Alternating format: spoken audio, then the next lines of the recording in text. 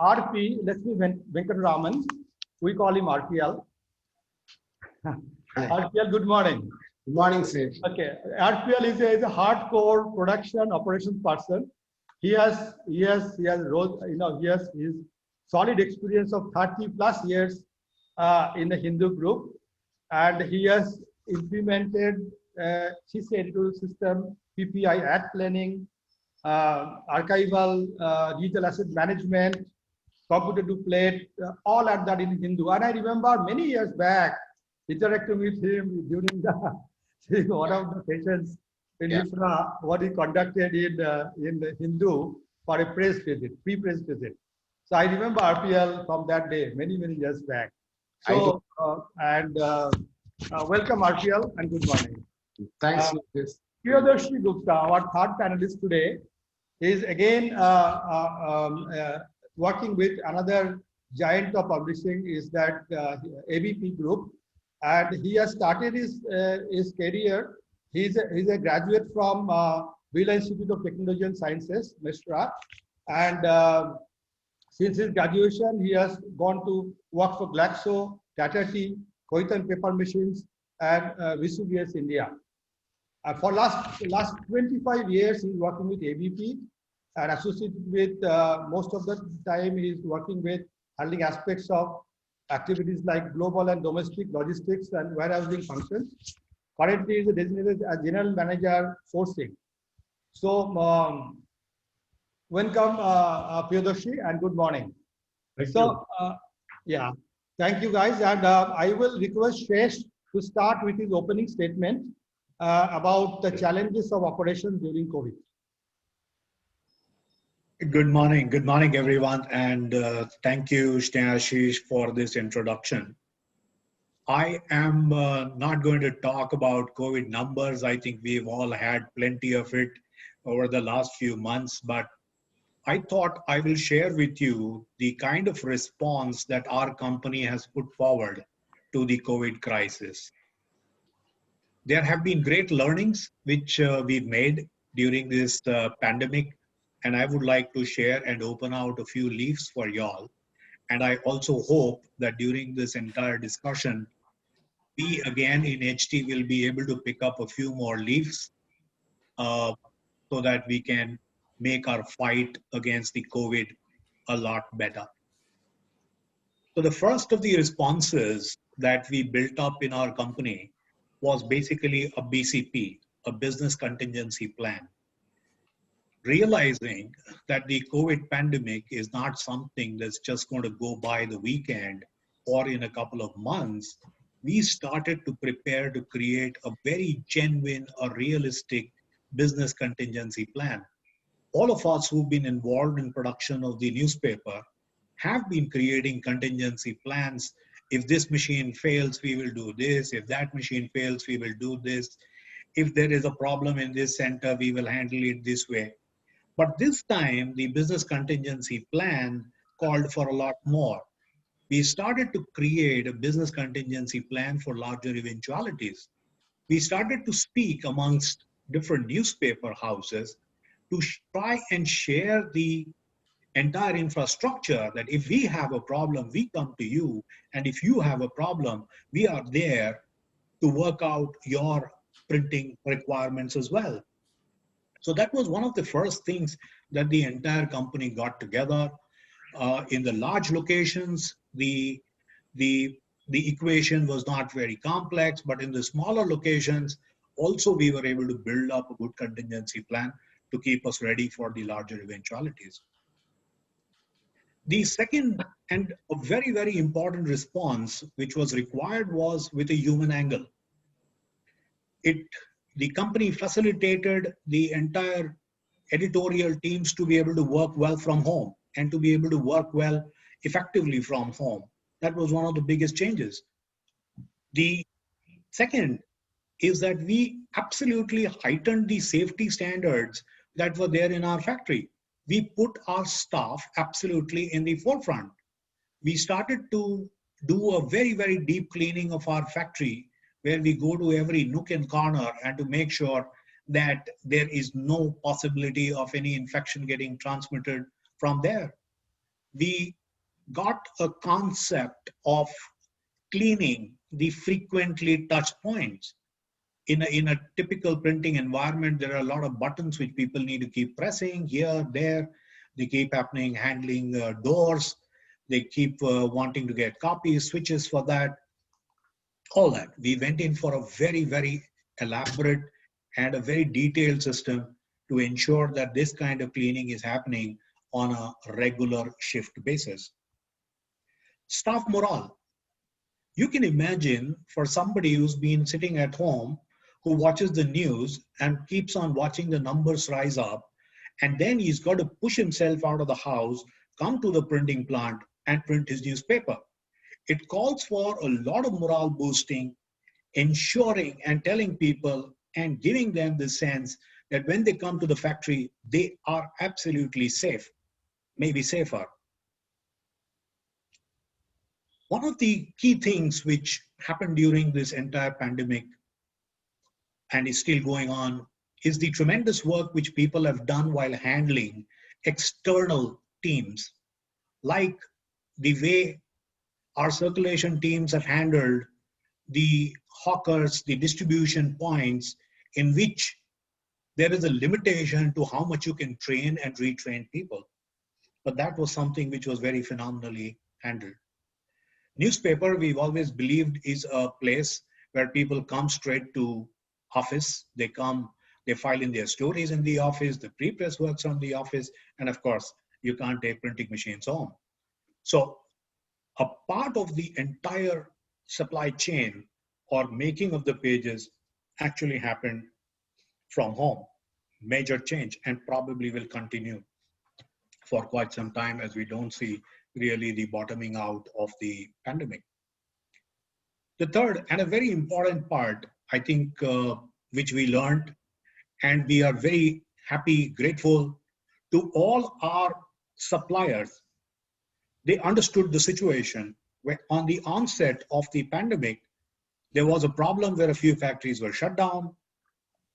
They still managed to give us supplies. They continued the chain. And subsequently, we all know a lot of newspaper companies got stocked in with a lot of material. Even at that point in time, they've really come out with a clear-cut understanding and trying to help the printers. One of the best way to stop the slide is to go forward. And one of the biggest steps that HT took during this and towards product development was coming up with an HT refresh. They again underlined their commitments to the reader and lived up to the promise of continuously striving hard to give the readers a better product and a more beautiful product, which got launched just a few weeks back and is evoking a great response. It is just about keeping the reader absolutely in front during the most difficult of times. The one last piece, which not very many of us would like to get into this lot, but all of us are really, really being pushed to the wall, and we are facing tremendous amount of cost challenges. The response which we've had in our company is to call a war on waste. And when we look at waste, we don't just look at waste when it comes to newsprint, which has been our favorite subject for I don't know how many decades, but we look at waste on the machine front, we look at waste on the manpower front, and of course, on material. For us, the cost challenge is one of the biggest, most important one. And one of the ways we are trying to approach this subject is by creating innovative ways, by creating innovative methods of using our people better and creating a slogan where everyone needs to work more. Thank you. If there are questions, I will be happy to take it, but I will leave that to Snehashish to moderate. Yes, thank you, Shesh. And I'll now request RPL to come and just give his opening remarks, please. Thanks, Neshish. Good morning to the delegates and the participants. I'm RP Lakshmi Vetram from the Hindu. I like to share my views or our company's views and experience during this pandemic, how we handle the production and what we are thought process. It's not no way big difference between what Mr. Sesh has mentioned about it. It is same for all of us, but how we handle it, how we manage it is the each one as a teamwork has participated and do this. To say that from our side, obviously the economic slowdown as well as the COVID-19 pandemic puts us in a blinking eyes with respect to the revenue and the cost. It is same for everyone. So obviously what we thought is it's first we should think strategically. We should shrink to grow. First, that's a principle we adopted. Then it's a full collaboration across our team to handle this. As he said, it's a finance point of view, people point of view, and distribution point of view. All the challenges are same. So we thought the product cannot be as big as earlier.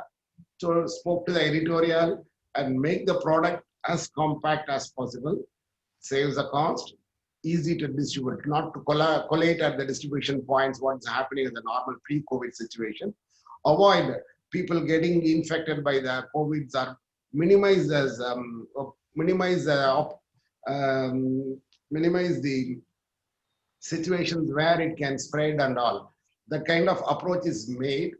So first the product is being made in such a way that production can happen at easily and distribution can happen easily, and editorial also not to compromise on that. Knowing well this ad revenue is going down, there is enough space for us to cover the editorial also. That is the main point of a product. Coming to the people handling, like there are two things. One is people can work from home, which is being implemented very much well from the editorial point of view. Even some pre-press people can work from home for in terms of planning the pages and typesetting it. But however, people has to be there on the press to run the press. So what do? We made a kind of special transport for them, exclusively for them with the safety norms, and taken care of all these pre-scanning and giving them. In fact, our HR department and our medical team is in fact vigilant all the time in monitoring and supporting the members, employees, as well as their family members, because after the guy works and goes, he has to stay with the family, giving them enough advantages or informations and help on them. In fact, whoever got even slightest symptom, company takes care of them in full recovery.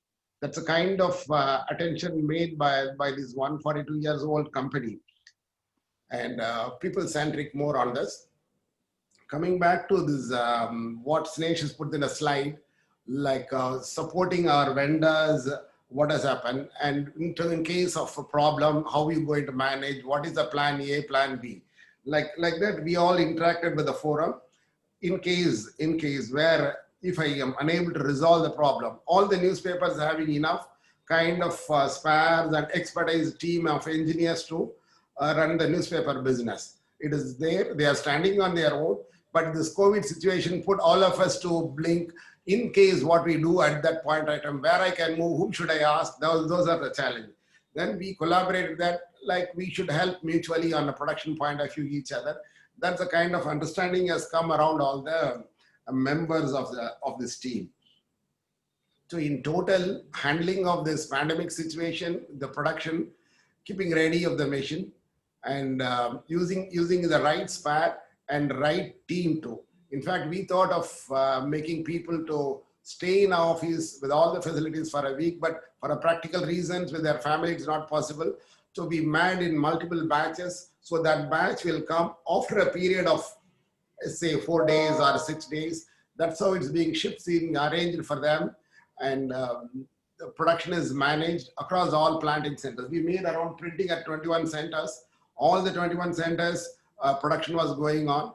And in fact, what we did is earlier there'll be multiple editions, like first edition and city edition. So we try to combine that as a one edition so that without compromising people as well as the news and the readers. We are able to manage the business. And slowly we are seeing this a recovery phase now. Currently we are in this, but it is not as pre-COVID situation. The circulation in many of the centers come back to 75% of the pre-COVID situation. And the newsprint consumption also started increasing on this. Earlier, the stock, some of the plan we left out with is a huge stock of newsprint. It's all getting managed now. And I'm ready to answer any of the questions from the participants or panelists are ready. Sure, LPL, thank you so much. And it's a great introspection about how we managed our shop floor, etc. Some of the publications, you know, from day one, almost, I know some of the publications in Kerala, some in eastern part of India, some in Chennai, has gone to 80%, 90% of their numbers from very first month.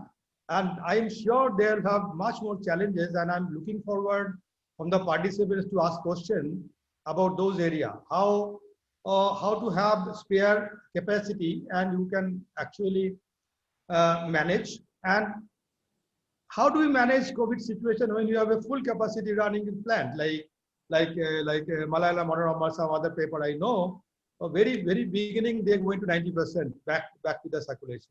So we'll expect those calls. I will now ask Priyadarshi Gupta to talk about his opening remark, and he's a specialist in supply chain, so you can expect some introspection there. Priyadarshi, please. Thank you, Shensita, for your kind words. I would like to talk about primarily about newsprint and the inherent supply chain environment that revolves around it, especially so in the COVID infected or infested situation. So let me just open a slide.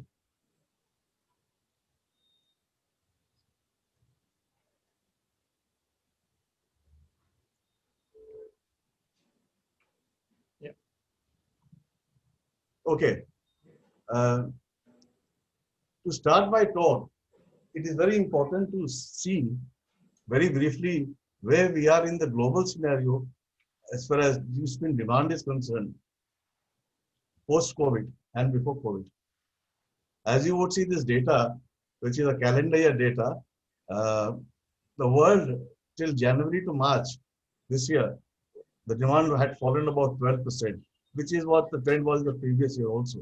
However, between January and July, the cumulative has come down 21%. And it may be interesting to note the successive months of April, May, June, July, the downfall has been 27, 28% each successive month. So obviously, a lot of demand fall has happened. India is down to 35% because people are correcting for orders that we have come in earlier or were in the pipeline and not placing order in the current quarter. However, what is very imperative is this, that in the short run, say about a year and a half, prices may remain soft and weak, but with operating rates, the supply to shipment capacity ratio falling to 72%, with optimal is around 90%, there is going to be a substantive capacity correction in the world. And the rate of this correction will determine how fast the prices will bounce back, like it happened in the last quarter of 2018, where in a narrow window of about 3 to 4 months, North American and West European mills took up capacity whereby the operating rate had gone up to 98, 99%. And prices just shot up to absurd figures of $800 in a very short period of time and stayed there for a couple of quarters in 2019. However, in the short run, as I again say, with this high percentage of downfall, I would expect the average demand fall for January to December for the calendar year should be around 23%. Now, if you look at the right side of the table, you would see 2019 we had closed with about 16.9 million tons of demand with the world, which in my rough extrapolation should be between 13 to 14 million tons by the end of the year. So obviously, there is still a huge gap between supply and demand, but the correction will happen. And at some point in the near future, year and a half, the correction impact would happen. This is a time, however, we must not bully our suppliers, but rather work together as business partners and sustain and develop the quality suppliers. For a logistics person, who is the quality supplier is very different from that of a production man. The production man is happy when the paper prints well on the machine or has minimal of web breaks. But to an inventory manager, a good supplier is a quality supplier is one who will supply as per my schedule in all market conditions, even in tight markets, even in weak markets. And the quality supplier is one whose supply chain is smooth so that there is not significant variation for each shipment. So in this context of long-term relationship with long suppliers, I would expect maybe the situation next year when the market improves further and we are back to more normalcy, we could look at different buying strategies, long-term contracts, or better still, narrow bands of pricing, which are comfortable for both buyer and seller in all market conditions. But India historically has always been a spot market based. So changing to that will take some mindset changes. In this context, I would also like to mention people are converting to lower GSM newsprint. And in AVP, we converted to 40 grams a long time back. We have started also discussion with our prime quality Indian mills to come down to say 42 GSM. And we are undertaking tests. Now, if that is successful, we save about 6 to 7% on mileage on that, and we can share a savings, and we can go forward on that. Now, as my colleagues had mentioned earlier, what is happening today from a finance manager point of view? There is severe disruption of cash flow and reduced revenue generation. Timely payments to vendors are being affected, and we are renegotiating the revised payment terms. But this is not a long-term situation. It has to be collected for in the future. Cost reduction exercise have become a norm, and AVP has gone into a severe cost reduction exercise so that we can trim down the operation cost and keep it at the medium. Now, in my opinion, going forward in a low revenue situation, smoothing of the inbound supply chain and optimization of inventory is going to be critical for future newspaper business. I strongly believe automation, technology, and IT will play a big role in smoothing and absorbing and making the inventory into lean inventory for the company. In AVP, we have started two initiatives post-COVID in a way to try and see how we can work down on the inventory. The immediate challenge, of course, was handling the warehouses because huge material is coming in and the consumption in April had fallen to about 30%. Now it's much better, 50-55% we are coming back, and every month it's improving. However, in the long run, what we want to do is doing in-depth lag analysis of this deep supply chain, correct them so that we can make the supply chain more consistent. To give you an example, there are various points of bottlenecks. The production, order to production bottleneck, the shipment bottleneck, the ocean transit bottleneck. In fact, shipping lines will bring the material through multiple seaports till it comes to the final destination. And in weak markets like current, where the price is the lowest, the shipping line will invariably choose a chain wherein the goods come in the lead. It's very important to study the lag correctly. To give an example, one of our newsprint suppliers is Kruger, and they have a mill called in near Halifax, where Cornerbrook Mill, where earlier did not have this container loading facility at the mill.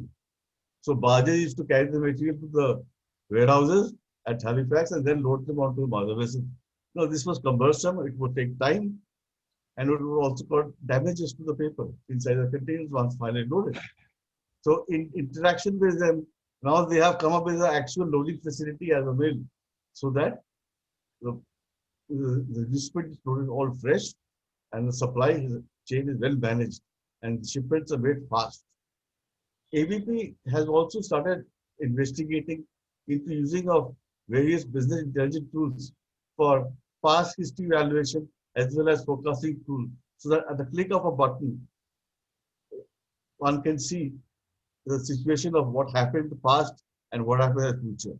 Today, the finance head or the production head has to ask the sourcing team, okay, what were the stocks here? What were the stocks there? But in this new model, for example, this is a very simplistic presentation, and the numbers are only indicated. At a click of a button, for any given date, we can see the opening stock and the pattern of the stock movement of the last 90 days.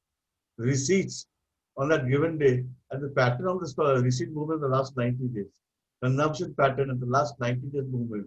The closing stock and the past 90-day movement. It can give the total pipeline information, how much is unproduced, how much is on the high seas, how much is the breakup between the suppliers. The deeper the band is, that means the lead time is longer. And the shorter band like Zonju has the lowest lead time. But in this case, Malabuk has the longest lead time. So we are working hard with Malabuk, and with the new system there, we expect the lead time to be reduced.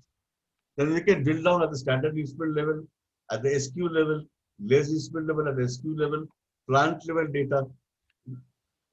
Another example I would like to illustrate is trend analysis. How we are comparing the trend of a given time period. In this case, in April to June, the opening stock, the closing stock, and the relationship with that to last year. The consumption pattern, the receipt patterns, as is happening now. So the point is,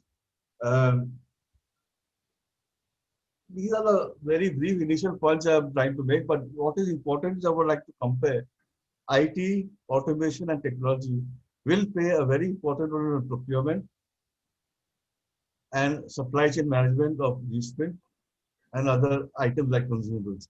Take an example of consumables. GST is destination-based tax. Taking advantage of that, why can't we say, for example, plates, have a stock in our one warehouse which we give to a area which we give to the supplier, he'll keep the material there, and we pay for it as and when we use it.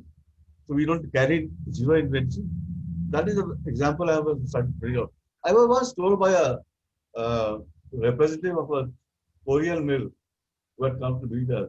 In Korea, I'm told they don't have warehouses at the mills because every day trucks come from the mill direct to the press. However, in countries small, that is not possible in India. But at least with automation and real-time information, we can correct and auto-correct the situation so that we can plan on linear and image.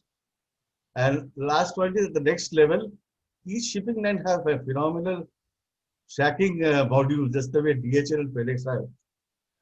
They show where your containers at any point of time, which port they are going to arrive at, and when they come to final destination.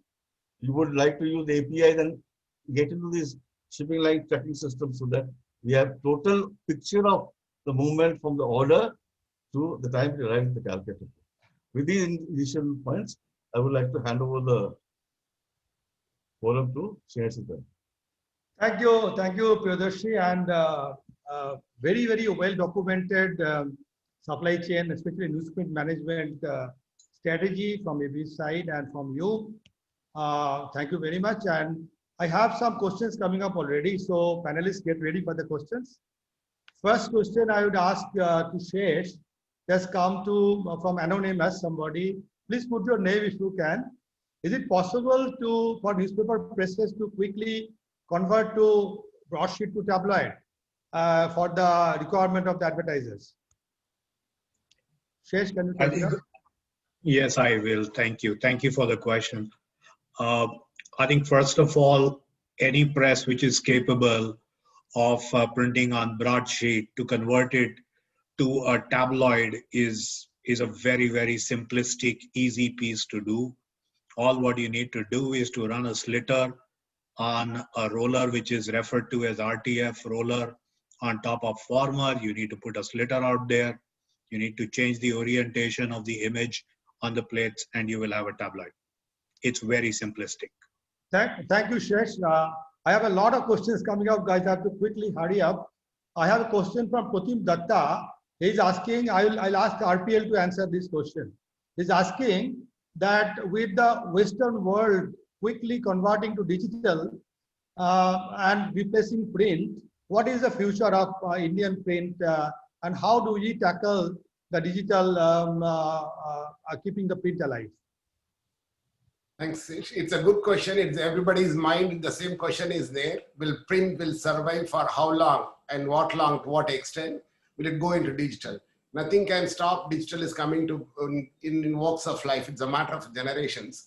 accustomed to this. Will newspaper is there? There are newspapers like New York Times, which sustains both in digital and the print, depending on the content you give it. So newspaper is finally what the reader, as far as the publisher makes that the need of the customer, whether advertiser or a reader, newspaper will survive. As a technology point, digital will take over, and both will exist. But the survival of the newspaper in future goes with only a content, not with the format and other things. So content is the king, right? Thank you, RPL. Next question comes from Sushil George. I will ask Priyadarshi to answer this. He's asking whether we should go for 42 GSM or 40 GSM for all the advantage that both the paper GSM offer us. So Priyadarshi, can you take it up? What is preferable, 40 or 42? So it's a obvious answer is when you lower the GSM, the mileage goes up, the yield goes up, and you negotiate a price. Today, roughly in the international market, price lag between 40 and 42 GSM is about $15, and 42 and 45 GSM is about $10. So if you trade off the increase of price that you pay versus the yield advantage, you still get 3-4% of gain.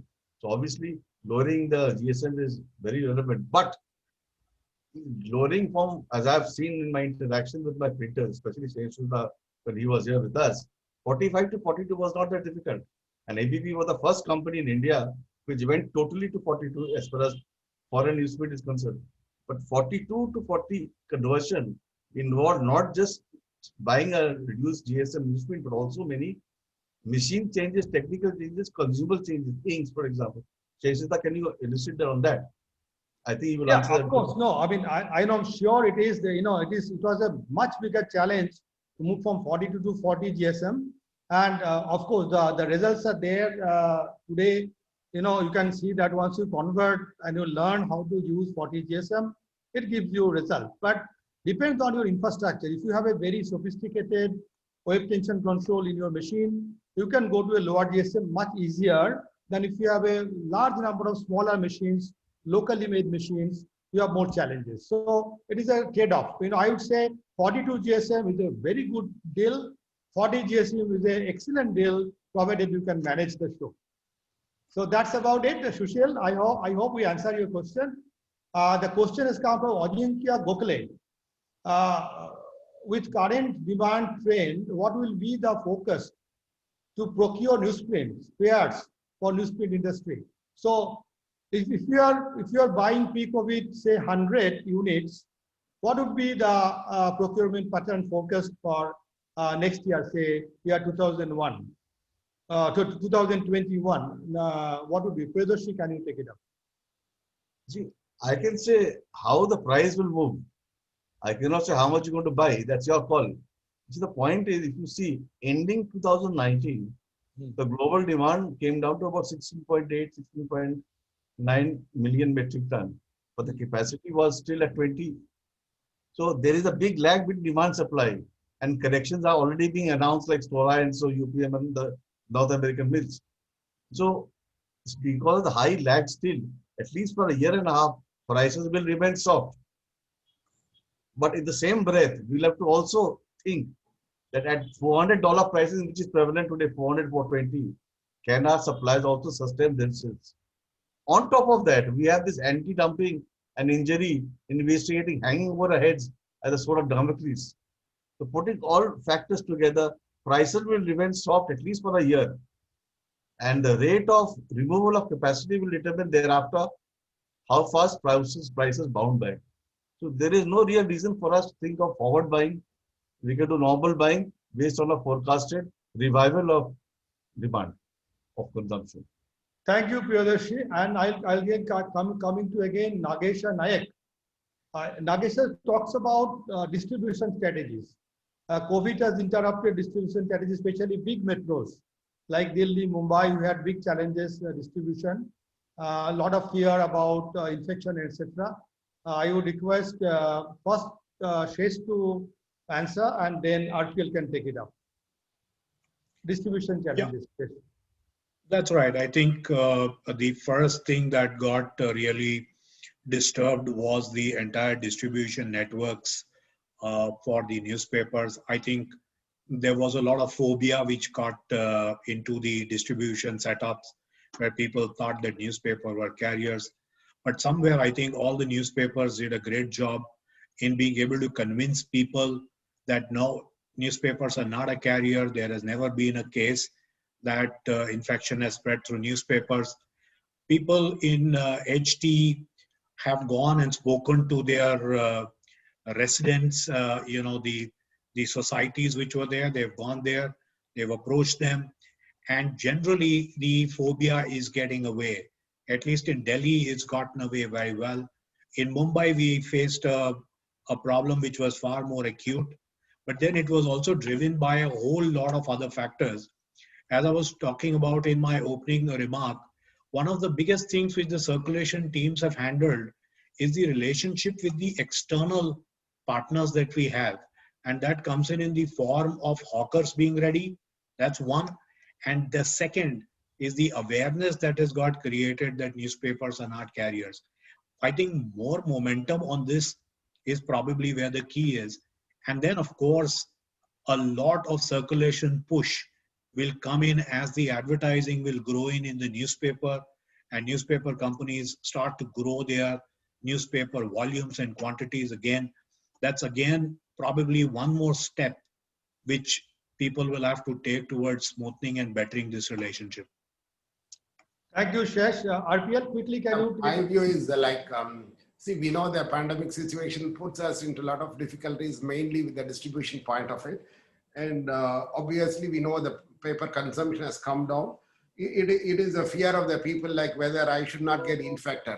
So what guarantee we give to as a publisher to them is a challenge. What we have done is all the publishers and printers spreading our WhatsApp information of how they run the factory with sanitizing facilities and coating on this. It's being shared with us.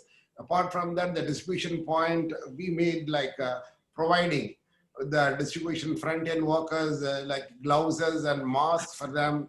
And however you do that, the psychology of the people is that in a multi-story apartments, we go and speak to the secretary, we drop it.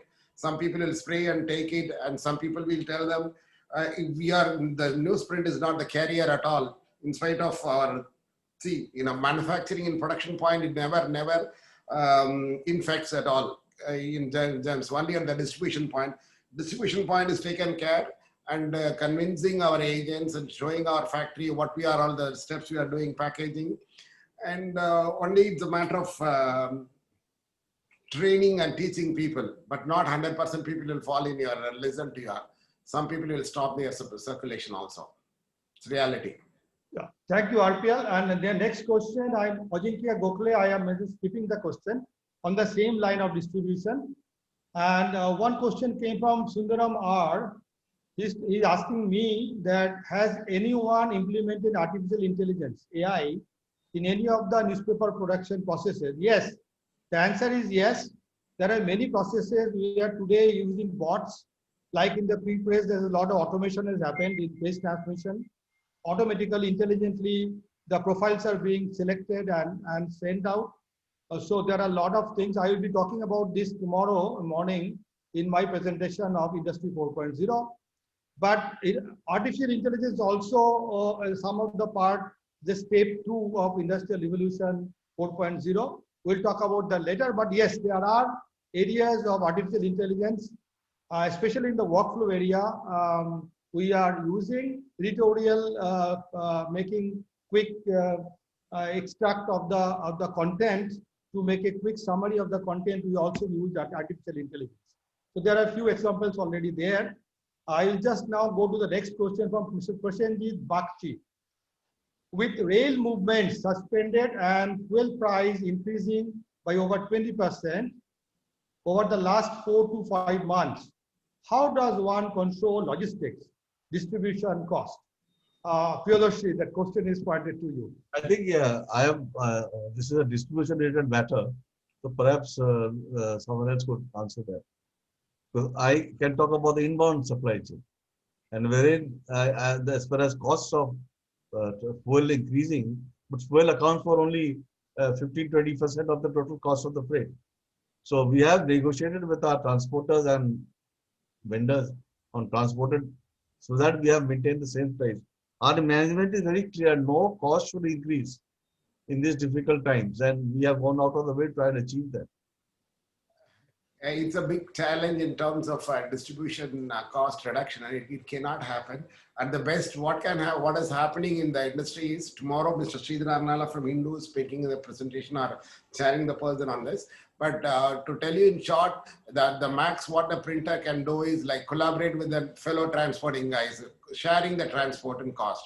That's the only way they can come down on the cost of the transportation.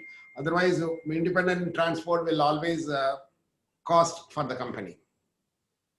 That's right. I think it's the situation is well known that the transport bills are going up.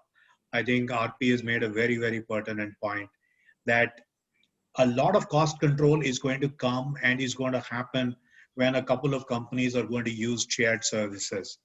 I think tomorrow we have a presentation which is being made by my colleague, and he's going to elaborate and talk about this as he talks about lean manufacturing.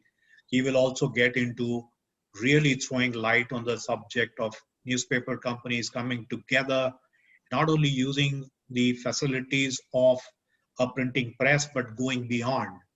If there are facilities which can actually benefit the reader and benefit the company, I think that's where the solution probably lies. One more question. Thank you, Shesh. Thank you, RPL, Priyadarshi. Well said. One more question has come again on the GSM front. I am just going to say that yes, 40 GSM could be the trend going forward, provided you can manage the 40 GSM. That is from Sushil George.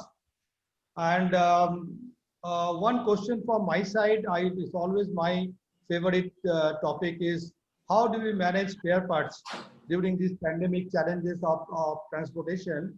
Because, most of us have people, machines from Japan, Switzerland, or Germany, or even recent machines have always come from Japan and other places. So all of these different countries have different, movement requirement and different embargoes for transportation and transporting. Priyadarshi, can you tell us that how do we manage the spare parts problem? You see, I would like to bring to everyone's notice that when the pandemic affected us and lockdown happened, even in those times, except for a few days in the beginning when there was total chaos, commercial flights as well as sea shipments were happening. Goods were arriving at the port. Yes, initially cleaning agents were reluctant to work. They were scared of getting infected. But once we managed to convince them, the supply chain movement continued. In fact, the government of India has actually waited for a considerable period of time, waived the ground and or the container detection charges the shipping lines have waived for people who could not clear their cargo in time. But as far as emergency spares are concerned, commercial flights were there happening, maybe affected from the Chinese end because of this problem that we have with China. In fact, right now today, one of my colleagues had given a requisition of buy something from China, spare part, which obviously is not a very wise thing because it will get stuck at the port or the seaport. All Chinese goods are being subject to some kind of a checking, more than severe checking and all that. But otherwise, generally, supply chain has been maintained.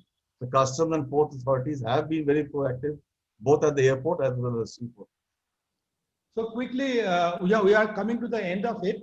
You people get ready with your one statement closing comments while I take the last question.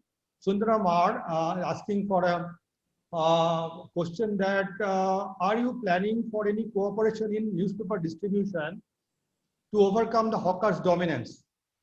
So it's a topic that, of course, both of you, RPL and Shesh, you can take over. RPL, just quickly in the south, and if the hawkers' dominance is a big problem in north from Shesh. RPL, you can start. Hawker dominance, we can't get away with that. It is, see, if it can get away without it, would have been done long back. Because it depends whose strength, and unless otherwise newspaper publishers joins and aligns together and speak about in a one language, one word, it cannot happen at all.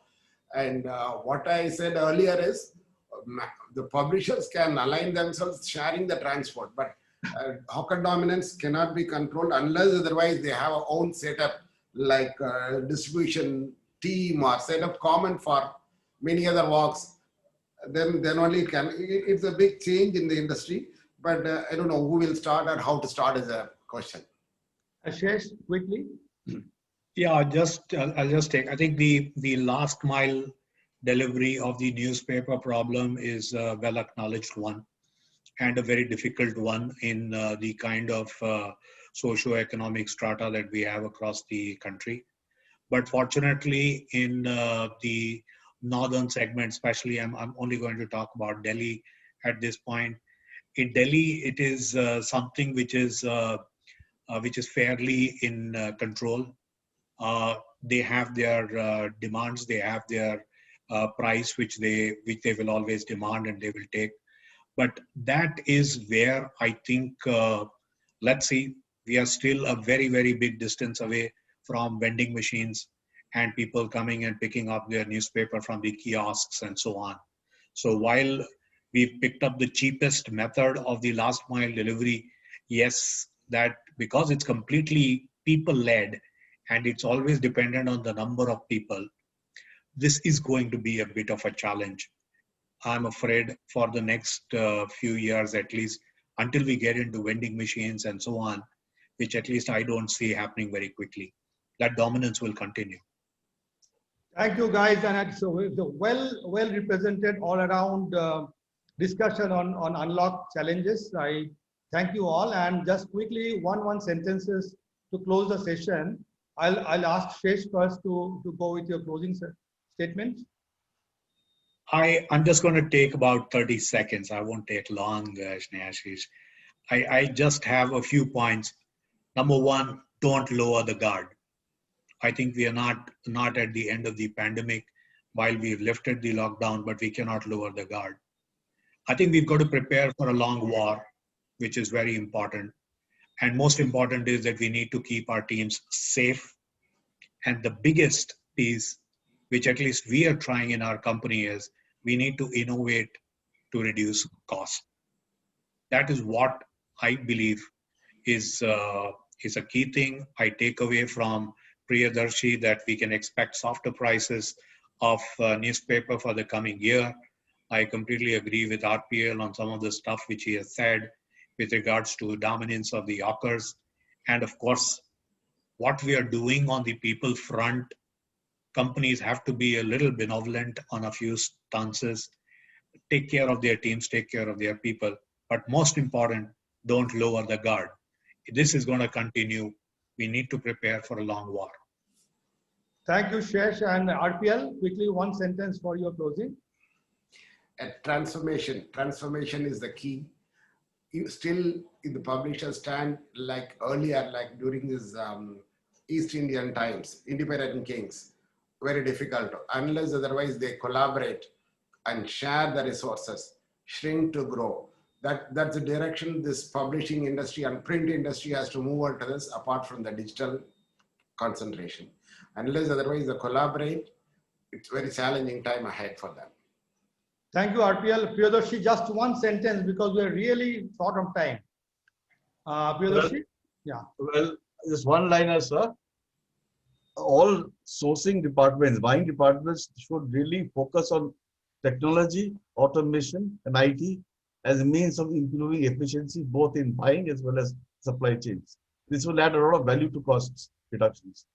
Yes, agreed, and wonderful talking to all of you. All the participants, thank you for joining us today.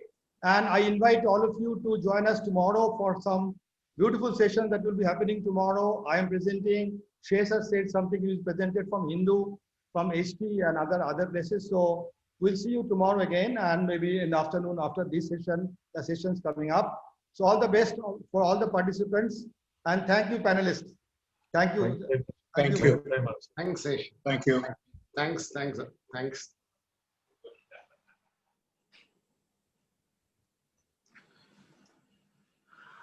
Hi. Yeah. Thank you, sir. Thanks a lot. I think it was a great eye-opening session for all of us.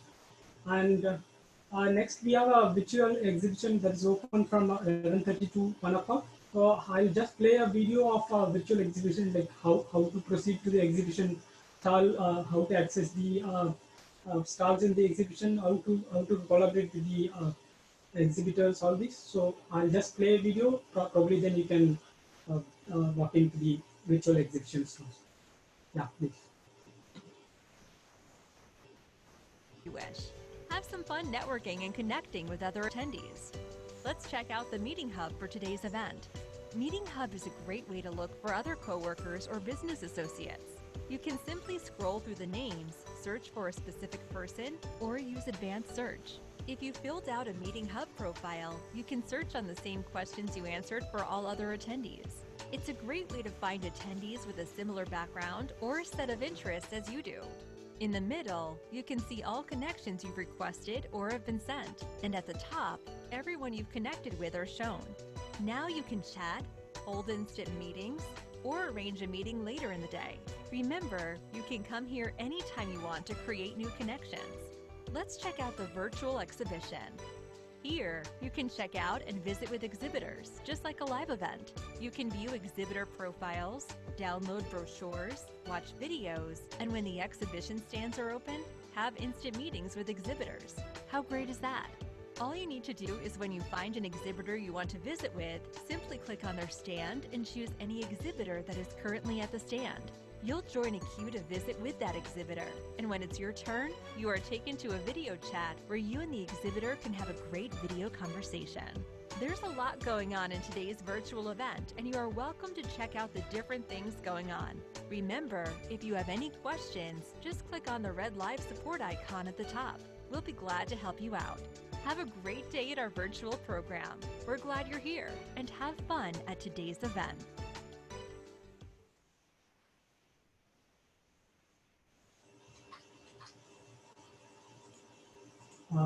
Thank you for that. And please join us at 3 p.m. today. We have a very good important session on managing costs and resources.